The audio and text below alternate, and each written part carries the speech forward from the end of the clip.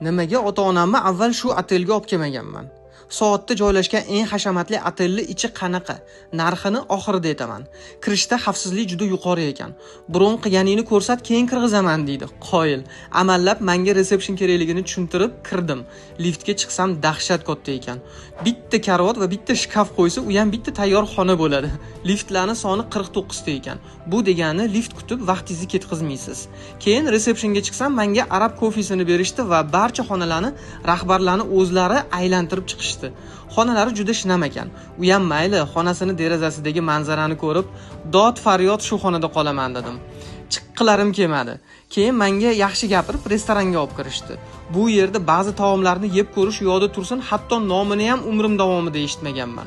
Bu yerdagi ishchilarning hammasi bizga shunaqa muomala qilyaptiki, o'zimni podshohlardek his qildim. O'zimga shunaqa va'da berdimki, endi ota-onamni olib kelsam, faqat Fairmontga joylashtiraman, chunki ular meni qirol va qirolicham. Narxini so'rasam 5 kunga $3900 deydi. Xudo. Lekin B2 managementga murojaat qilsangiz, narxlar ancha arzonga tushadi. Hoziroq ulgurib qoling. Joylar soni bor yo'g'i 20 ta.